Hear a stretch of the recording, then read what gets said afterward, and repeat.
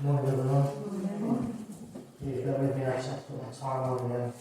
Sharon's reminded me. Because they're going too long.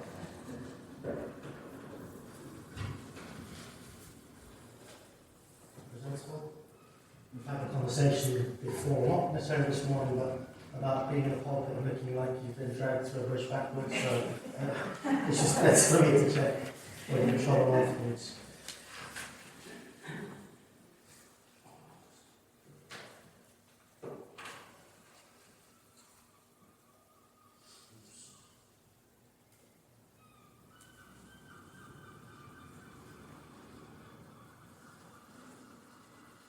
Okay, so as we begin this morning, firstly thank you for the awesome privilege of allowing me to be in the pulpit to teach again. Thank you very much for the reading. Thank you for the music thus far. Very blessed. And thank you again for allowing me to be here and share with you again. So the way we're going to split it today, I actually learned something new last week. You learn as the Lord is showing you as you go along.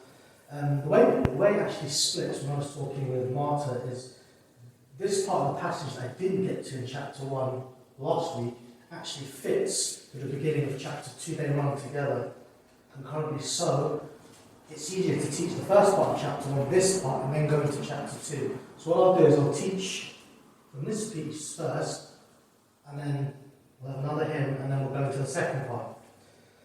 Right, so as a way, just as a recap of where we were, where we've been, for those that weren't here last week, for those that were still, I forget things within, I'll leave here within half an hour, I've forgotten half of what's been said to me.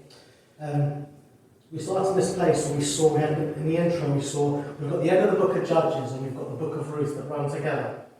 And this saying at the end of the book of Judges says, it's the last thing said, and every man did what was right in his own sight. So now we find Israel in a complete mess.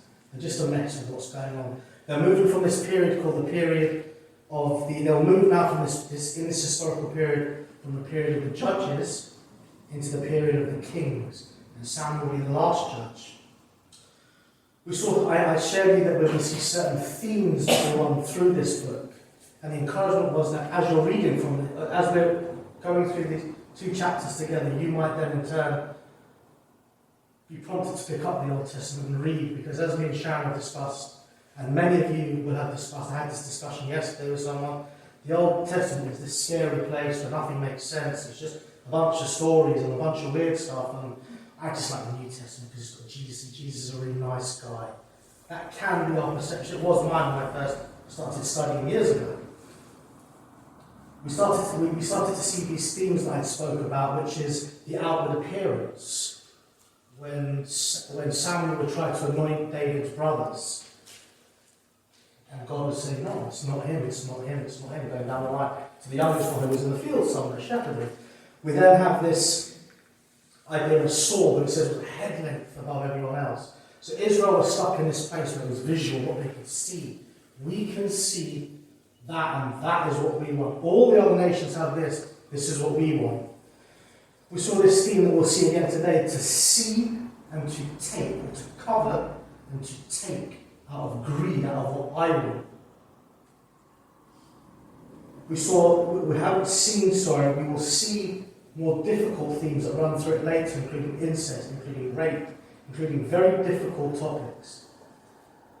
Today what we're going to deal with, the theme that we're going to deal with today, and I hope in a gracious manner that no one will ever leave here feeling, oh my goodness, we've just been bashed for half an hour. That's never the point.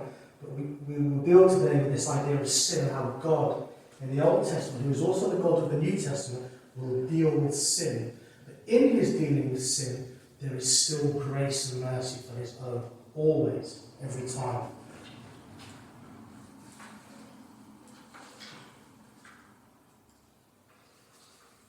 Okay, so this is now Hannah dedicates Samuel, and I said to you last week that this is one of the places we get this idea of baby dedication from. Maybe as opposed to the idea of infant baptism, which is something that the church did hold through the centuries. But we more tend now to hold towards this idea of dedication. Here's one of the places that we'll find it. It says, when her husband Elkanah went up with all his family to offer the annual sacrifice to the Lord and to fulfill his vow, Hannah did not go. She said to her husband, after the boy is weaned, I will take him and present him before the Lord, and he will live there always. Here's the result of her changed prayer now. The Lord something has changed in Hannah. Remember we saw that last week, there's this change that comes. She wants this child so bad, but she realises everything is for God's glory. So she takes this child now, and she's going to fulfill her part of the vow. Knowing, see here the idea here in the Hebrew is that you'll see the language later on, it says, the Lord gave to me and I'm going to lend back to the Lord.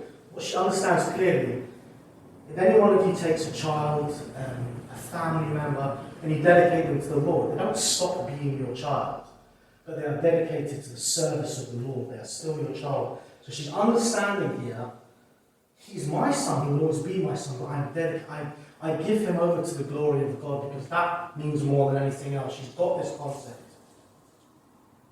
In verse 23 it goes on to say, Elkanah says, do what seems best to you. Stay here until you have weaned him, only may the Lord make good his word. So that which is established now, what you're saying, may the Lord make that good, may the Lord bring that to pass.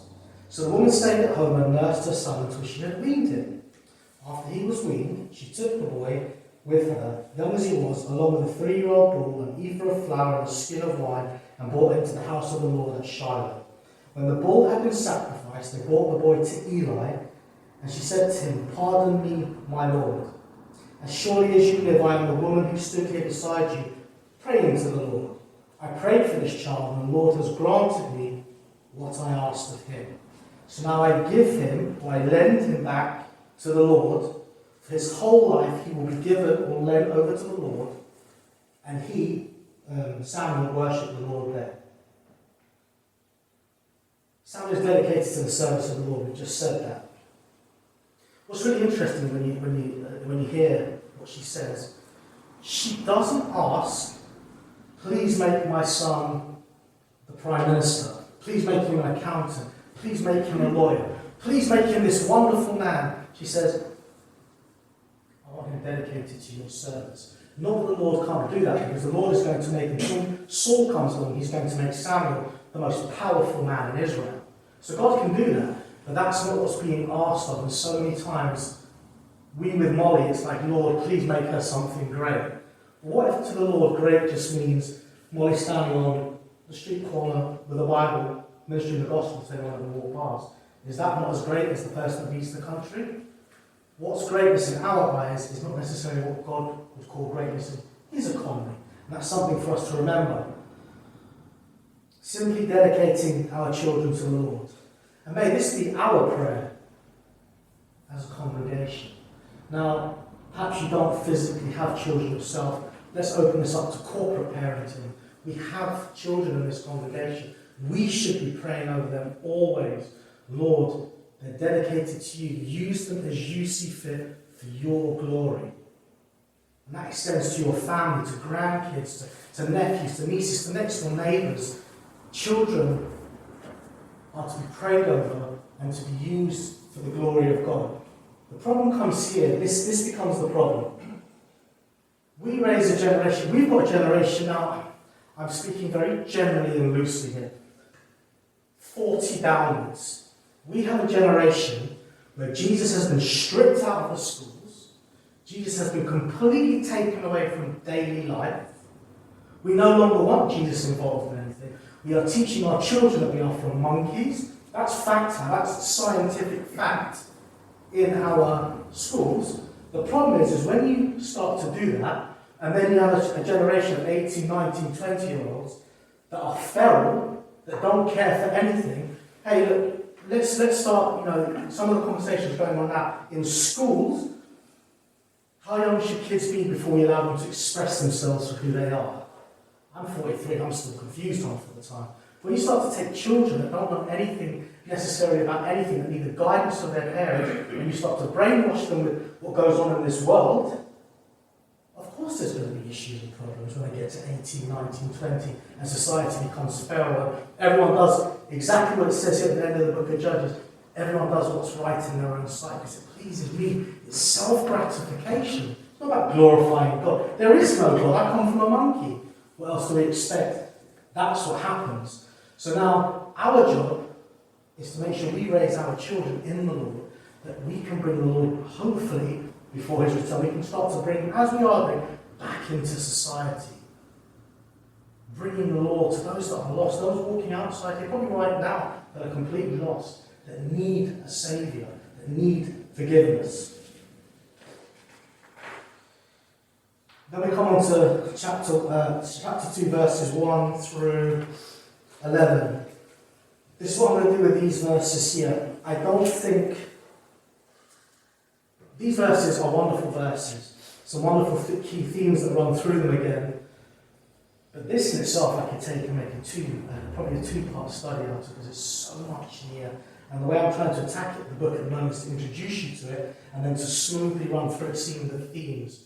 However, having said that, Hannah's prayer is a wonderful prayer, and it mirrors, when you go 1,000 years later, it's mirrored by the Magnificat that Mary would sing with the pronouncement of the Messiah. They mirror each other closely. So Mary has led very heavily on this particular song. And I would encourage you, if you get time at some point, read the two, compare them. And you see the God of the Old Testament and the God of the New Testament working in two women's lives 1,000 years apart.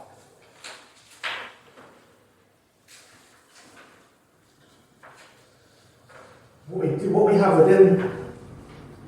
within these verses here is we have the exaltation, which is usually viewed in one of two ways. It's either, as I said, an existing hymn that Mary has taken from, that Hannah has taken from, or it's a later composition that's been put into her mouth. Either way, it doesn't detract from the truth of God. It makes no difference. Because the fact of the matter is that in this story, a godly mother is expressing herself in gratitude to an infinite God. Different phraseology. The Lord brings death and makes alive. He brings down to the grave and raises up. Possibly reference to Messiah. We don't have anything that says that, but you can make that illusion in your mind. The Lord sends poverty and wealth. He raises the poor from the dust. Who is holy like the Lord? There is no one besides you. There is no rock like our God.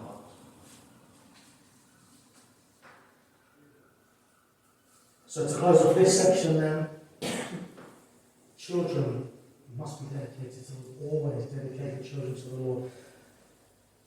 If God chooses to make your child the next First Minister, the Prime Minister, whatever, great, wonderful, but let it be that person is used for the glory of God, because there are times that within our own children's lives we stifle what the Lord wants to do with them, because we are so determined they must go to a certain school. They must. And these are not, I'm not saying these are bad things by any stretch of the imagination. Let's leave that to the Lord's glory. So, with that in mind, we're going to go on to sing again another hymn, and I'll be back to regale you for another 20 minutes or so.